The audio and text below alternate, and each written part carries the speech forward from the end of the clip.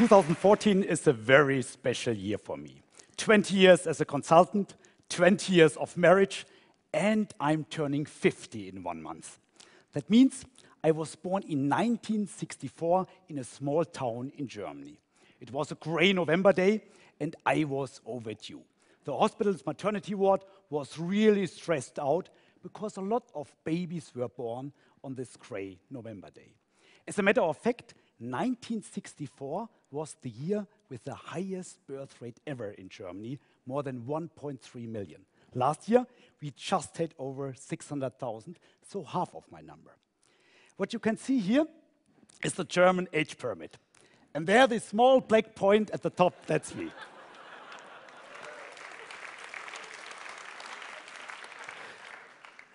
In red, you can see the potential working age population.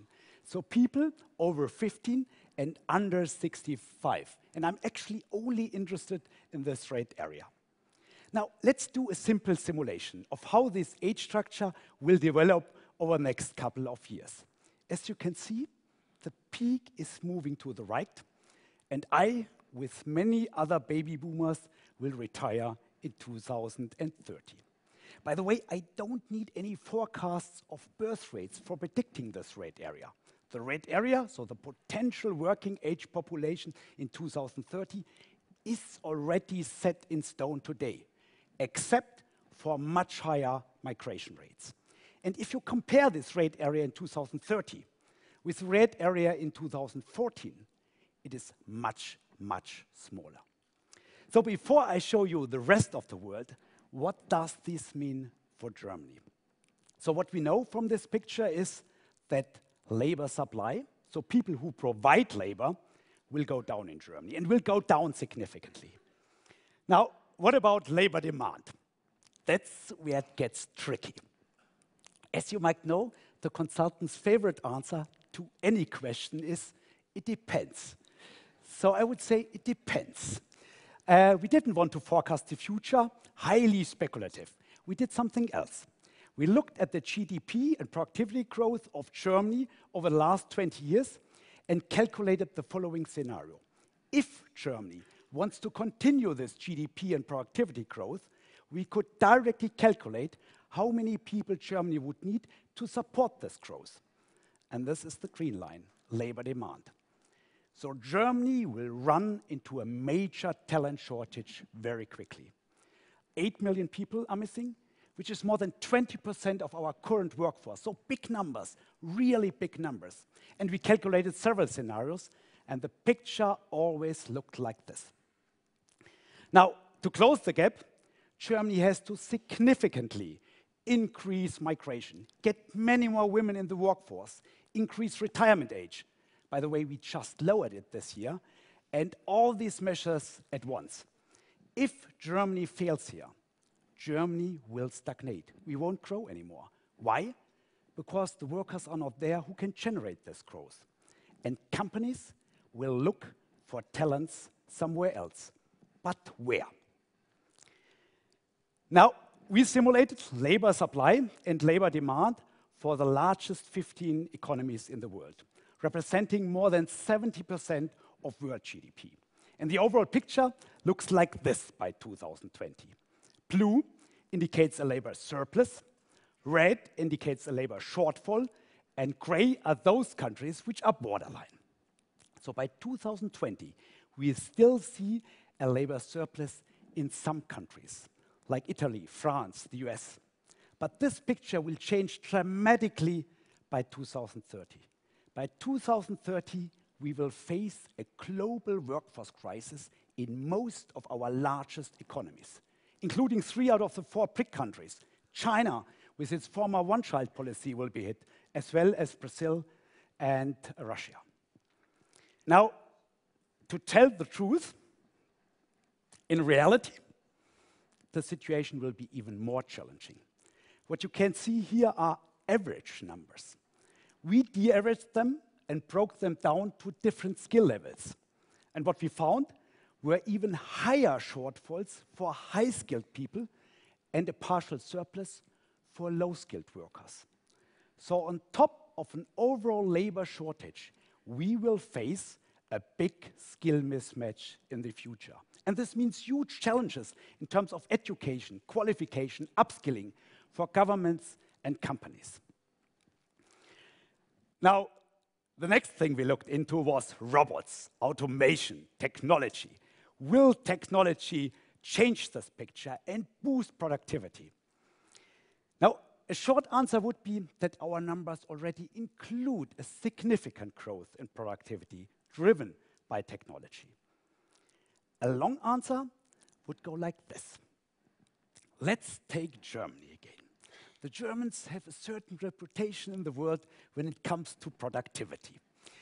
In the 90s, I worked in our Boston office for almost 2 years. And when I left, an old senior partner told me literally, "Send me more of these Germans, they work like machines."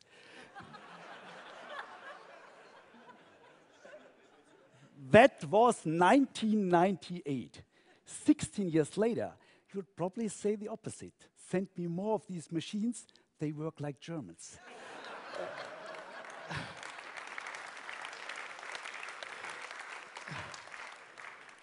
Technology will replace a lot of jobs, regular jobs. Not only in the production industry, but even office workers are in jeopardy and might be replaced by robots, artificial intelligence, big data, or automation. So the key question is not if technology replaces some of these jobs, but when, how fast, and to what extent. Or in other words, will technology help us to solve this global workforce crisis? Yes and no. This is a more sophisticated version of it depends. Let's take the automotive industry as an example, because there more than 40% of industrial robots are already working, and automation has already taken place. In 1980, less than 10% of the production cost of a car was caused by electronic parts.